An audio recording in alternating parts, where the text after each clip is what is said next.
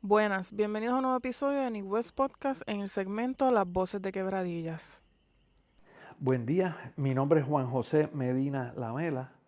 Hoy es 18 de agosto del 2025. Eh, Soy quebradillano, aunque nací en Arecibo, como todos en hospitales, viví toda mi vida en Quebradilla. Eh, Tengo 69 años. Me eduqué en Quebradilla. De mi niñez, te puedo decir que tuve una niñez bien alegre. Siempre trabajé desde niño, empecé a trabajar en finca con mi padre, Gerardo Medina. Me encantaba la agricultura, me crió ordeñando vacas y desde los 8 años empecé a guiar. Mi papá tuvo accidente cuando joven en la Segunda Guerra Mundial y se lastimó la espina dorsal. Te digo esto porque él se hospitalizaba en veteranos y yo era quien guiaba la leche a un puesto de leche que había al lado del Teatro Liberty, que era de don Juan Abrams, creo que era el nombre. Y ahí llevaba la leche al puesto y se entregaba en envases, en garrafones la leche. Eh, Siempre estaba trabajando de 4 a 6 de la mañana, 7 de la mañana, y de ahí me iba a estudiar. Empecé mis estudios en el Colegio San Antonio cuando tenía 5 años y medio. Me fui a saber estudiar porque aquí no había colegio católico. Y yo creo que me fui bien temprano porque mi mamá estaba loca por salir de mí, no era que yo fuera inteligente. Y me salió de mí temprano. Yo era de los hijos menores de mi familia. Mi mamá tuvo 7 hijos, 3 con el primer matrimonio, que eran de apellido Palomba, que era un italiano artista que había venido, que pintaba fotografía. Y después los otros 4, que somos los hijos de Gerardo y Nelly Lamela. Eh, a los 6 años ya, 6 años y medio, pues ya se establece el colegio en Quebradilla y empecé en Quebradilla en segundo grado, que el colegio era en el Paseo Ordinario arriba, ahí empezó. Eh, Trabajé desde niño toda mi vida, mi padre me enseñó a trabajar. Eh, los ídolos de niño siempre es mi padre, era un ejemplo. Eh, Integridad primero, esa era su palabra, hacer lo correcto aunque nadie esté mirando. Eso es integridad, nada más que eso. Que es bien escasa en nuestra política. Eh, Después de ahí, pues seguí colegio católico, cambio a la escuela superior en Quebradilla y ahí pues cambia la vida. El modo de ver las cosas era tremenda escuela, tremendos maestros, nosotros somos producto de buenos maestros. Ahí pues me interesó en la fotografía, en astronomía, esos detalles, ¿verdad? Que van formando a uno como persona. Eh, de ahí paso a la Universidad de Puerto Rico, Río Piedras, en el 73. Empecé a estudiar en la UPI. Realmente yo entré porque me gustaba por arquitectura, pero ese era un grupo pequeño y me dediqué a las matemáticas y estadísticas. Soy graduado de estadística. Me graduó. Una vez que me graduó de la UPR, empiezo a trabajar. Yo quería tener una casa y como yo no tenía dinero para comprar una casa, pues me fui a trabajar en construcción. Ya con mi bachillerato me fui de obrero y aprendí construcción completo en un año. Eh, Después de eso me integro a hacer, como yo trabajaba en iluminación y sonido en teatro, empiezo a dar clases de teatro por experiencia profesional, no que tuviera educación como tal. Y trabajé 4 años en instrucción pública. Trabajé con Copán, con los Juegos Panamericanos a cargo de comunicaciones. Eh, Durante ese tiempo es que ingreso a la Guardia Nacional por accidente. Ahí me convierto en controlador aéreo, que mi trabajo es ese, control de tráfico aéreo militar, que es el mismo civil. Y dentro de la Fuerza Aérea, pues le dediqué 35 años a eso como militar. Y trabajé en todas partes, desde Sudamérica, casi 15 o 20 años en narcotráfico. Y trabajé Golfo Pérsico, trabajé en España, Italia, Corea, todas las islas del Caribe. Eh, bueno, toda una vida básicamente. Eh, Dentro de ese tiempo también me casé. Me casé y tuve 3 hijos. eh, 2 vidas, ¿verdad? Dentro de guerras militares y manteniendo una familia acá. Pero nunca me fui de Quebradilla. Siempre viajé. Trabajé 24 años en Aguadilla y 13 años en San Juan, viajando todos los días. Nunca me fui de mi pueblo. Dentro de mi hobby en la historia, pues me gustaba la fotografía submarina, me dedicaba a tomar fotos submarinas y todas mis fotos marinas y afuera las usaba cuando empezó Recursos Naturales, usaba mi fotografía para Isla de Mona. Había recopilado todas las fotos de la Isla de Mona, de las cuevas y todo eso, porque el grupo inicial de recursos, muchos eran de Quebradilla, porque el subsecretario era de Quebradilla. ¿Qué más? ¿Qué más en el camino te cuento? Tengo una pregunta. Sí. Mencionó lo del teatro. Uh-huh. ¿Cómo es que surge ese interés? En el teatro. Sí, sí. ¿Cómo surge ese interés de usted entonces decir, no, mira, no lo estudié, pero como que lo estoy... Bueno, yo entro al teatro porque mi suegro era maestro de teatro Okay. y mis cuñados también. Y como yo trabajaba en teatro, me interesaba, porque me gustó la construcción, yo trabajaba en escenografía y ese tipo de cosas. Okay. Entonces, pues, yo mismo me eduqué en eso, con la asistencia de mi cuñado y mi suegro, a prepararme en pantomima, en dirección, en la iluminación, todos los conceptos. Pero era más, exacto, entonces era más el área como montaje, no era Sí, que usted participaba como actor, dentro de, exacto, no como actor, no como actor. Sí. Pero antes de su suegro y su cuñado, ¿había experimentado en esa área del teatro o comenzó ahí entonces? Yo siempre trabajé en todo lo que fuera arte, de escenografía y cosas, desde la escuela. Okay. Yo hacía eso, me gustaba esa faceta de creación, de construcción, sobre todo.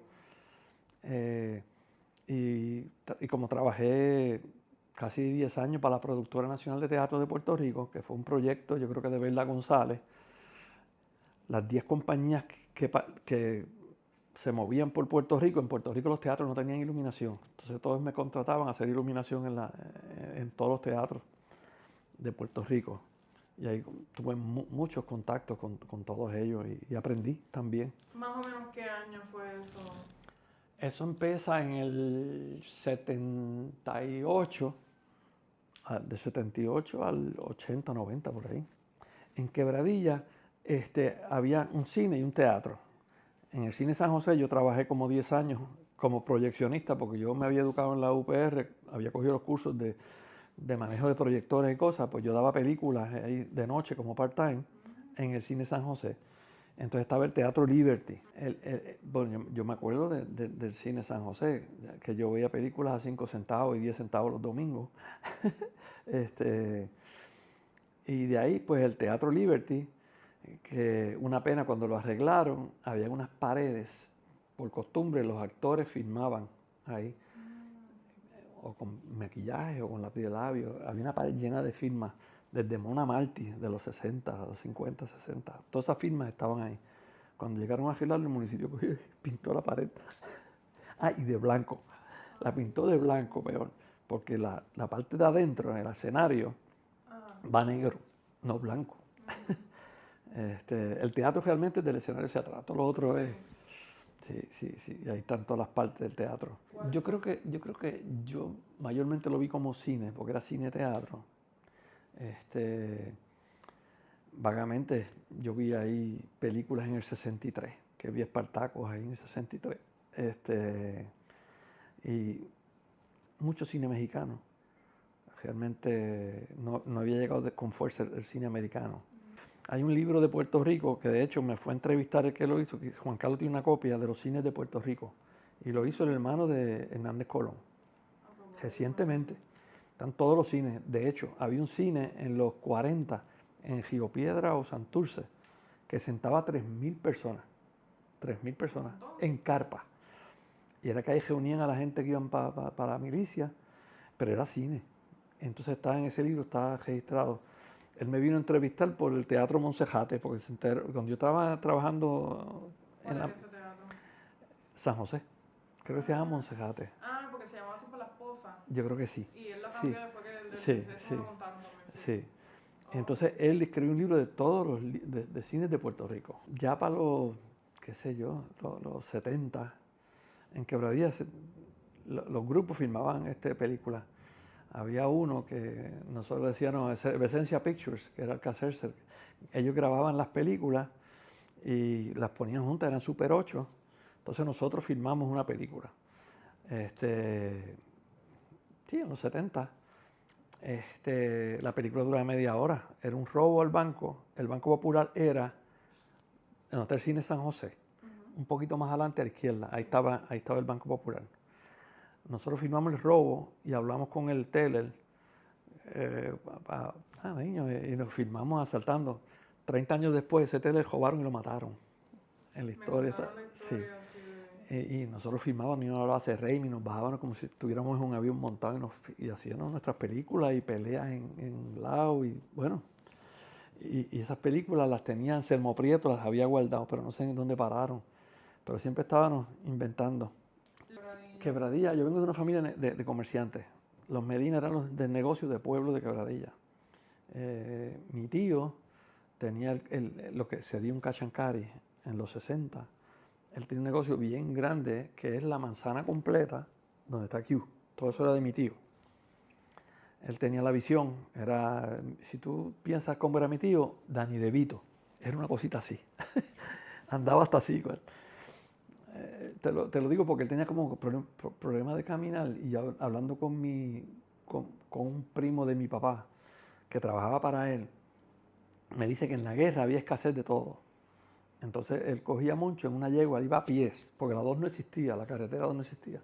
Él llevaba a Moncho en una yegua por la carretera 113 que va del Vistamar a la estación del tren, el martes. Entonces ahí dejaba a Moncho, que iba para San Juan en el tren a ver qué conseguía. Y Moncho en esa época andaba con $2,000 en el 40 a comprar. Entonces el jueves el tren regresaba y él estaba con un convoy de carretas de bueyes para buscar la compra. La compra eran sacos de arroz, sacos de habichuela, todo en saco. Y manteca, y si había mantequilla, mantequilla, que no había. Entonces subía el convoy y les repartía a todos los colmados y le vendía a todo el mundo del pueblo. Como un distribuidor. Era el distribuidor. Y detallaba también. Sí, sí.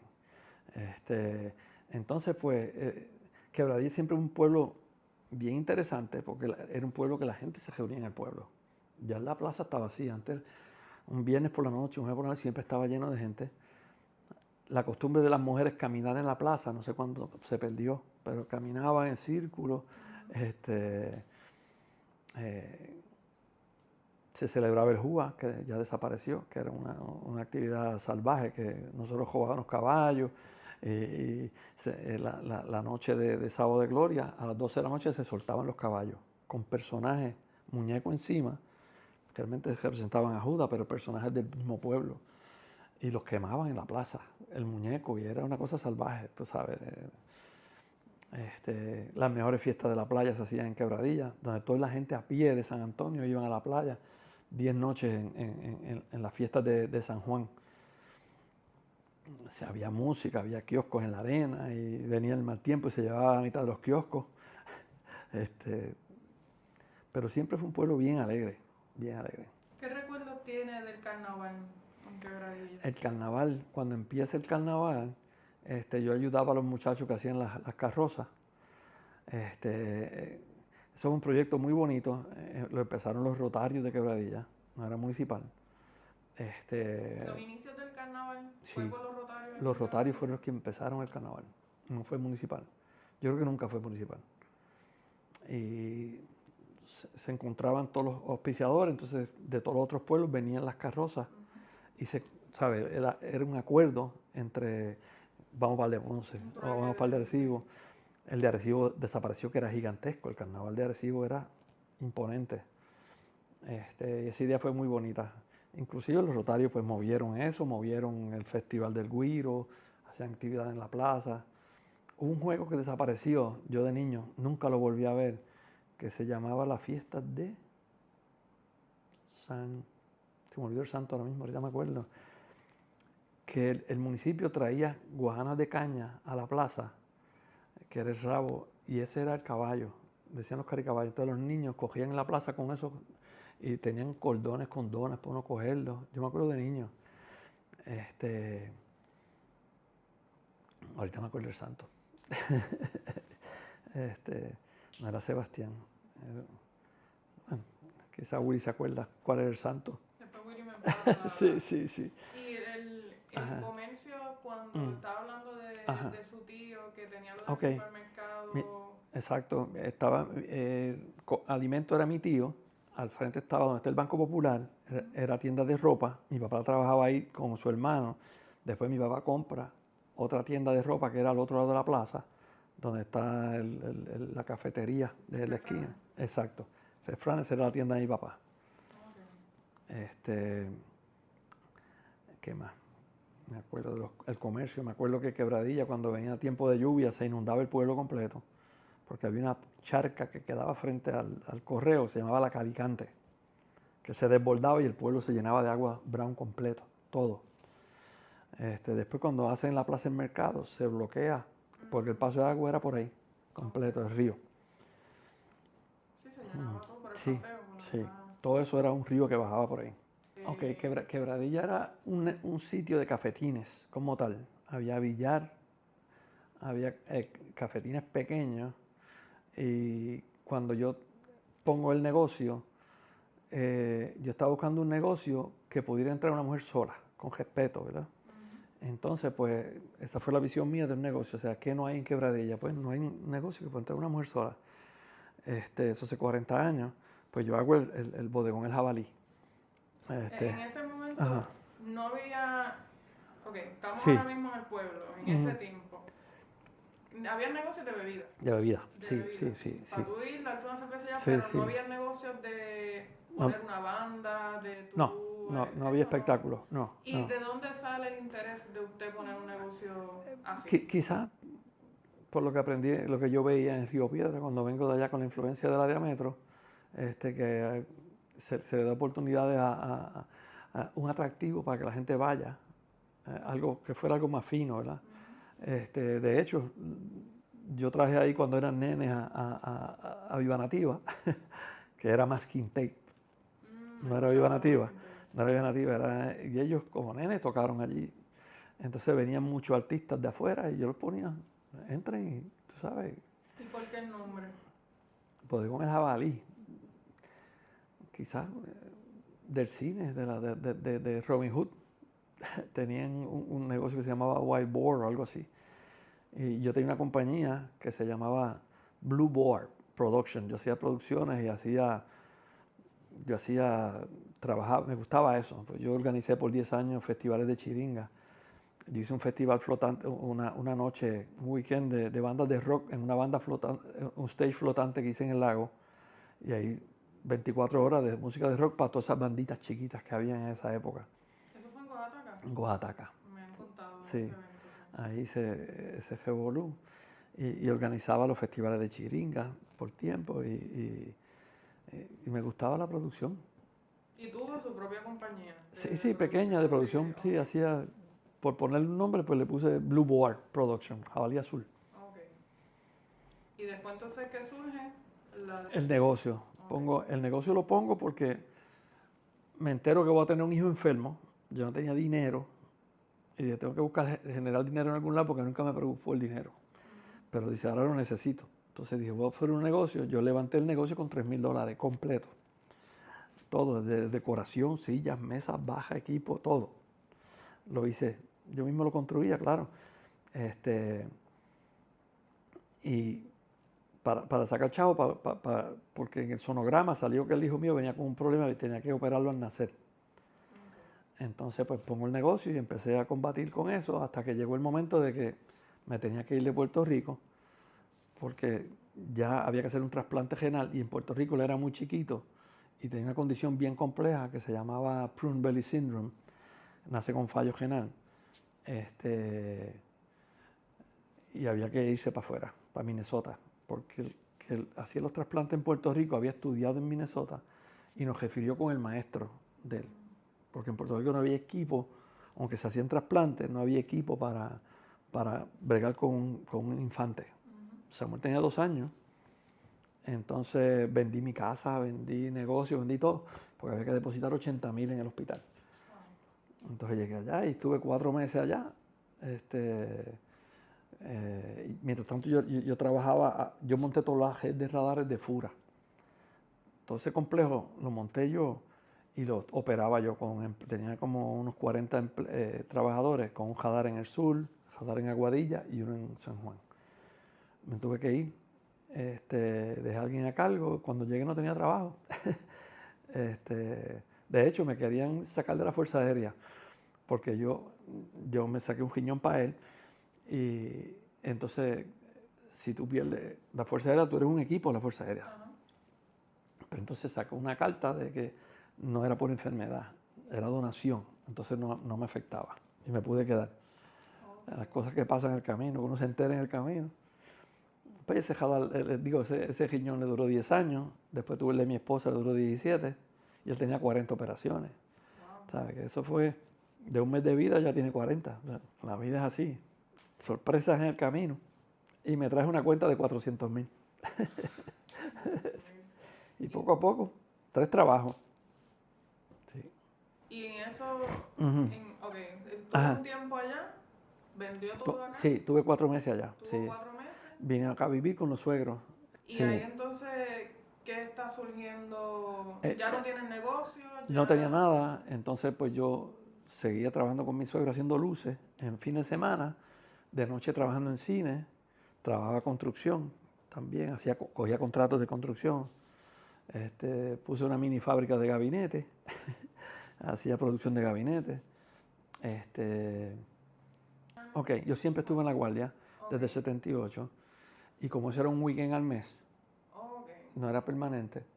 Después fue que me fui permanente, ¿verdad? Pero yo trabajaba, la Guardia Nacional siempre trabaja con entre un 10 y un 20% de los empleados que necesita, preparando entrenamiento para el fin de semana del mes que llega todo el mundo a hacer el drill que se llama. Pero hay unos empleados que después yo me convertí en empleado como a los 10 años, permanente. Pero mientras tanto yo era contratista, hacía trabajo de construcción, hacía verjas, plomería, electricidad, construía casas. Eso fue ya cuando regresó. Cuando regresé.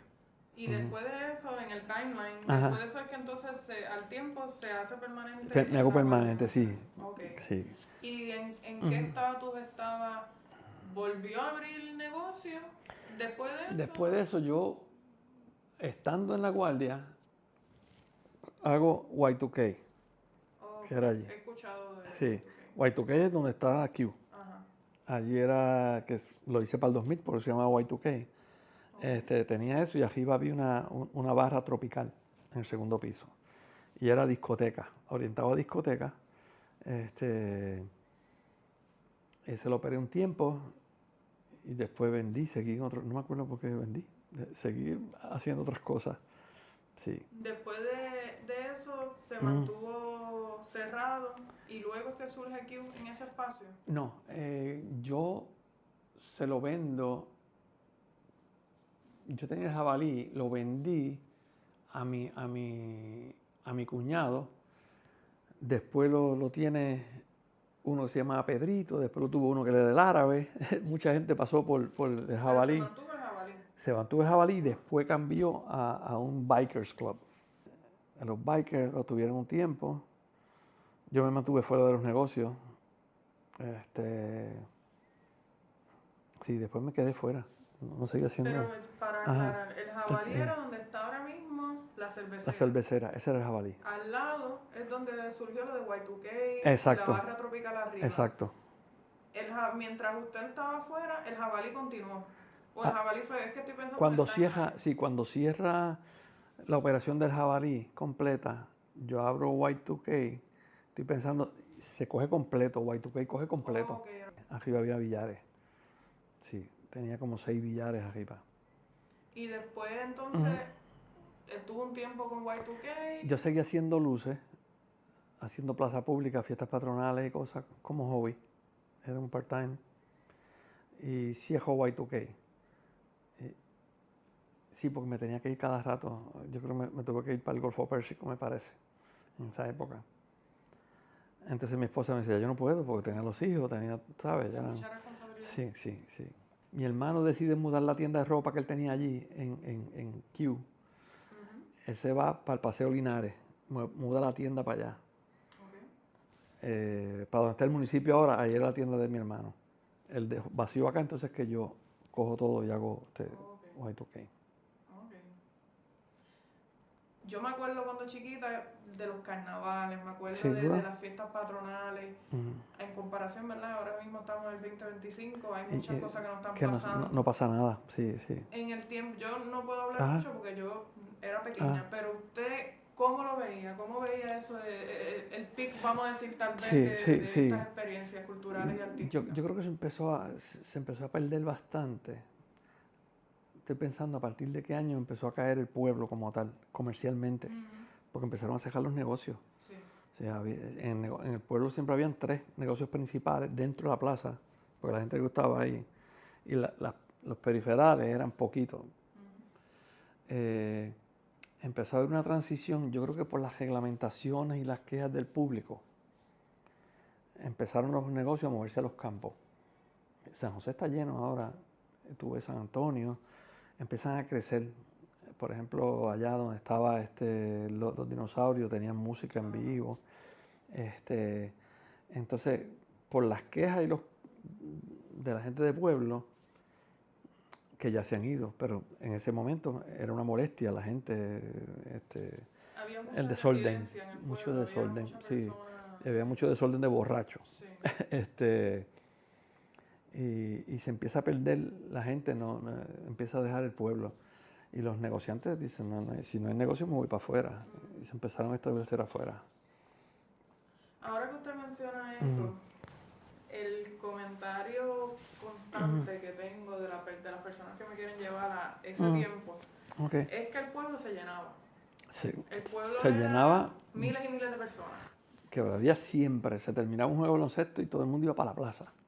Y que las Ujú. bandas como Circo, Sí, como sí, sí, esa sí. era el Manjar de los Dioses, Sí, era sí. ahí. Yo traía las bandas grandes allí ¿Cómo cuando estaba era, Y2K. cómo era una noche así, ¿sabes? Porque es que me lo han dicho Sí, tanto. sí, no, eso era o sea, el pueblo se volcaba ahí, todo el mundo, ¿sabes? Y venía gente de toda la periferia, o sea, hasta de San Juan venían. Ujú. Entonces, pues, cuando eso se monta la discoteca en la cuesta, No, Reflex, sí. Reflex, yo monté el sistema de sonido y toda el área de decoración había una parte tropical. Era gigante, ¿verdad? Sí, era Ese grande. espacio era El grande. edificio está allí completo, Sí, que está todo ese construido, eso edificio es completo. grandísimo. Una discoteca tradicional, típica como la de San Juan, pero grande. Este, la monta mi primo, que era, mi primo se metía en los revoluciones y dejaba el lío. Había algo y me llamaba, yo le ayudaba a montar y montar el negocio como tal. Yo hasta Beauty Parlor lo monté. Yo monté el Beauty Parlor frente a la plaza, donde está la Casa de la Cultura. Ajá. Yo le hice ese Beauty Parlor, toda la decoración a Hilda. Toda la pintura de las paredes, era moderno. Cada vez que había negocio, pues yo montaba hacía barras en Cabo Rojo. Yo construía lo que fuera. El tiempo que estaba Reflex abierto era que estaba Y2K también. No, O sea, como que déjame ver, Y2K es antes. era- Reflex es antes. era antes. Reflex es antes. Estaba Los carros llegaban arriba de la cuesta, los dos lados llenos de carros en Reflex. ¿Por qué tanto? Porque no había nada. No había nada. Las discotecas famosas del noroeste era la de Aguadilla y la de Arecibo. Arecibo era Cava, pero eran pequeñas. Y Aguadilla era pequeña también.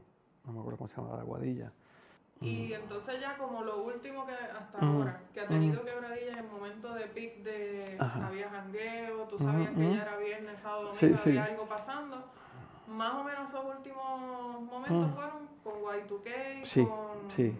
Y2K y el Jabalito, toda esa región ahí era que se llenaba.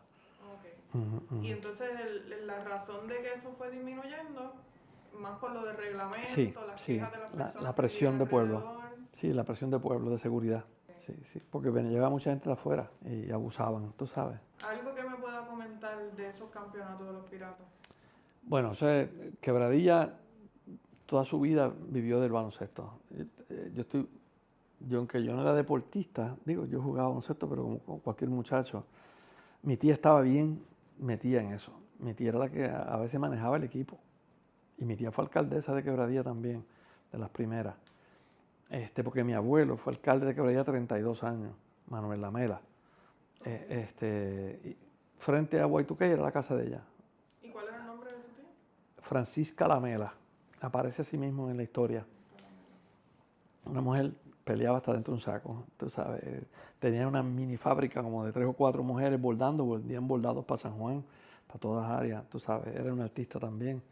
El esposo era mecánico dental, que era Cordero, Pepín Cordero.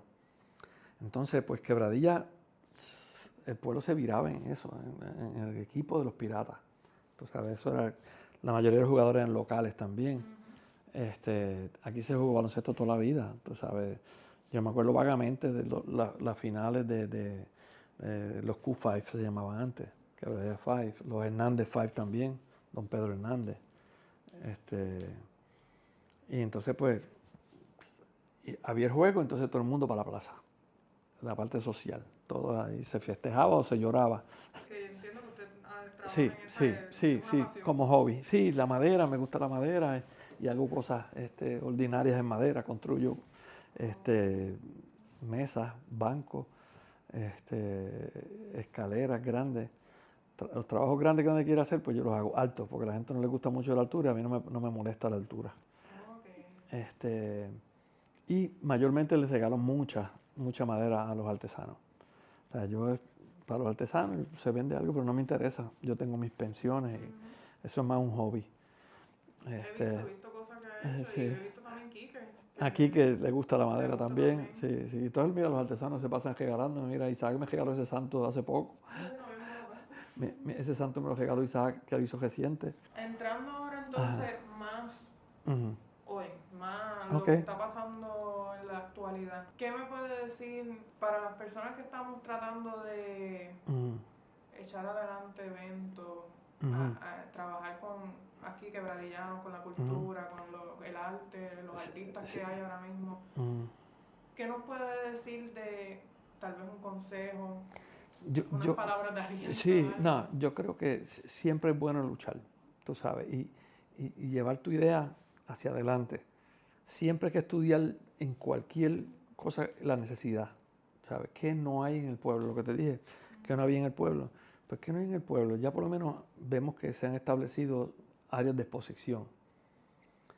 Buscar gente que pueda promover eso y cómo llevar la idea. Hay muchas áreas dentro de la tecnología nueva que los viejos no estamos envueltos, que no estamos conectados a eso. Y aunque es un sistema brutal de promoción, pero hay que ver, no olvidarnos de las dos partes. Hay una sección que yo se lo digo a veces a los artistas, se lo digo a John. John, tú pones algo. Yo le hice el portfolio a John hace poco. Okay. Se lo hice a Isaac, que nunca había hecho. Y le monté casi 200 páginas de trabajo. Yo se los construyo, se los regalo. Hace como 2 semanas se lo di a John el de él. Le hice como 30 fotos de sus proyectos. La parte visual. Es bien difícil porque quien se supone que nos promueva a nosotros es una sección del municipio. Es quien vende su pueblo. Claro. Entonces, pues, ¿cómo tú llevas a un alcalde que ni se dan cuenta a veces que hay una necesidad de promover nuestro pueblo? No es solo fulano de tal. ¿Cómo tú vendes tu pueblo como un atractivo turístico? Una sesión completa del arte que se está haciendo en Quebradilla. Se están dando clases. Isaac daba clases de talla gratis. El municipio no hacía nada, o sea, no cooperaba. Fonalleda se lleva Isaac a dar clase a Ponce. Y se lo llevan a todos lados. Se lo llevan a Isabela, se lo llevan a Aguadilla. Pero aquí no. Nadie se profeta en su pueblo, ¿verdad? Pero hay que alentarlos, tú sabes, y buscar quien los aliente, decirle, no, vamos para adelante, tú sabes. Denle oportunidad a los jóvenes para que vendan su arte. Yo me paso, yo promuevo a Melo, promuevo a John, a Isaac. A Isaac siempre yo soy el que lo hostigo. Le digo, Isaac, cada 10 años hay que hacer una pieza monumental. Ahora tiene una pendiente, ya se hizo el tiburón, no sé si lo has visto. Sí, Pues ahora hay que hacer un pelícano de 20 pies. y estamos trabajando con el diseño del pelícano, pero yo hasta la madera tiene allí, me dice, tenemos que hacer un jíbaro de 10 pies, grande, con un arado al lado, que se pueda poner en plaza, en algún lado. O sea, que son cosas que se quedan para toda la vida. Los productores se aguantan porque no ven el auspicio, pero fallamos a mí me gustaría que el teatro estuviera trabajando, traer producción. Entonces, pues, el municipio siempre lo ve en el término económico, como yo voy a sacar. Y yo, no es como voy a promover el arte, ¿ves? Teniendo una estructura que se deteriora porque no se usa, ¿por qué no la vendemos más? ¿Sabes? O vendemos nuestro pueblo. Hay que vivir y hay que pagar cuentas, sí, Claro, lo sabemos. claro. Sí. Pero pienso que en algo como lo que es un gobierno municipal, que Pero antes había un sector cultural en el eso mismo y no iba sé a qué decir, se... exacto. Sí. Dentro de que, ¿verdad? Esta entidad está para ayudar al pueblo, porque el pueblo la pone ahí, se supone que así es, ¿verdad? Uno elige las personas que están ahí y todo esto, pero todo tiene sus ramas. Y creo que dentro de todo lo que pudiéramos hablar, pero enfocándonos en el área cultural y artística, esa rama necesita un poquito más de atención. Y ahí es donde entonces, en mi opinión, pienso que el área del teatro, las actividades. Yo le decía cuando empezó el grupito a montar obras de teatro, Josmer y una de estas, le dije, tienen que tener el banco de, por ejemplo, todos los maestros que tiran de quebradilla. Montan algo, esos son los primeros invitados a asistir, ¿sabes? Que tú los envuelvas, tienes que hacerlo en papel porque muchos no están conectados a redes, y empezar a promover internamente y de ahí se va a ir afuera. Lo está haciendo Isabela los miércoles o Rincón con los miércoles de galería, sí, cosas así. ¿Sabes? Es decir, mira, vamos a hacer todos los jueves en Quebradilla Galería, aquí hay montones de artesanos, pero tiene que salir del municipio. Entonces, además de eso, ese jueves va a haber una obra de teatro. Entonces, pues tú puedes empezar a enviar las compañías pequeñas, que era lo que hacía la productora nacional de teatro. Tenía una partida de gobierno de dinero y ellos auspiciaban las compañías. Ya tenían algo de dinero para poder venir a la isla. Era para promover teatro. Entonces, pues ellos tenían ya casi, entre comillas, su sueldo. Pues ellos venían aquí, la taquilla se dividía entre los que lo promovían en Quebradilla y se movía por todos los teatros. Eso se perdió, pero eventualmente alguien que ame el teatro o el arte, que entienda que Puerto Rico se ve mundialmente por el arte, gracias a Bad Bunny, que yo no soy de esa música, pero veo el impacto. ¿Tú sabes qué me dolió a mí, que me enteré hace poco? Que yo estoy en el hospital con mi esposa, yo estuve 21 días en el comprensivo de cáncer, y por la ventana yo veía una caseta gigante que se veía del hospital. Y yo, ¿qué diablo es esa caseta enorme? Ahí estaban haciendo el stage. Y yo no lo sabía. Y yo lo miraba y decía, pero es que eso es demasiado grande, esa carpa gigante. Te digo, dentro de esa carpa cabía la cancha Quebradilla. Sí. Es un fenómeno de verdad que hay que aprovecharlo, sí, sea como sea, hay que aprovecharlo. No. Y le pregunto, fuera de lo municipal, ¿opina que es posible que se trabaje como comunidad, como quebradillanos, aparte de lo municipal, que se logre hacer algo así, de decir, mira, entonces... Nosotros del municipio necesitamos los permisos, no necesitamos más nada. Sí, exacto. Que nos dejen usar el pueblo, que nos dejen, ¿sabes? Tiene que haber un grupo que lo promueva, colabore, que lo quiera. Y después privado. Y ese grupo se compone de los retirados. Exacto. Nadie que dependa de eso. Yo tengo mi dinero, yo no voy a buscar nada, quiero que esto funcione. Y es lo que te digo, a veces hay que buscar a esa gente, quizás los ausentes que quieran, mira, necesitamos hacer esto. Que apoyen, así. Sí, y pues, la asistencia y le da vida a los artistas, le da vida a los que están, tú sabes, Y que con la consistencia es que uno va a crear ya un estado de base, de algo fundamental, porque ahí entonces la misma juventud que dice, mira, no, en Quebradilla no hay nada que hacer, mira, pero ahora yo quiero visitar estos días hay esto, lo otro. Y hay un stage allí que puede haber música. Yo toda la vida trabajé con los niños escucha. Yo cooperé siempre con eso y voy, el campamento me llama para darle charlas de motivación a los muchachos porque ahí van los desertores escolares, toda esa gente los llevan allí. El gobierno los lleva a Oaxaca y a veces hay 1.500. Y entonces pues yo le doy charlas de motivación, tú sabes. Y tuve mucha historia triste, pero cosas tú sabes, que hay que hacer por ellos. Ellos son el futuro, ya yo pasé. Pues para futuras generaciones, yo creo que nace de las personas querer hacer algo, querer crecer, querer mejorarse como seres humanos, ¿verdad? Todo está en nuestras manos. Quizás como son una generación nueva, yo vengo de una generación matriarcal, donde si mi madre no estaba en casa, yo no iba. Yo iba porque mi madre estaba allí. La generación nueva, el precio del progreso, desarticuló ese concepto porque tenía que trabajar la madre y el padre. Entonces el hijo no se sabe quién lo cría. No se sabe quién te va a dar esos principios. Los padres llegan de trabajar cansados, tarde, las madres a preparar quizás alimentos. Entonces, el gobierno no se da cuenta que esos muchachos se criaron solos, que no tienen quizás alguien que les enseñe principios. Vemos los desastres, quizás la escuela no suple lo que es necesario, lo que aprendíamos nosotros en nuestras casas, ¿verdad? Y el gobierno es quien tiene que darse cuenta, y la gente, de que tenemos que ayudarlo. Tú sabes, tú tienes que motivar a los niños de que todo se puede hacer. Ya el hombre fue a la luna y eso hace 60, 70 años.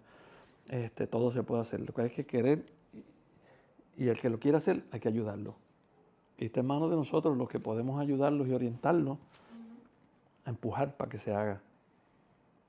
Porque si no, Puerto Rico se mueve para donde no queremos ir.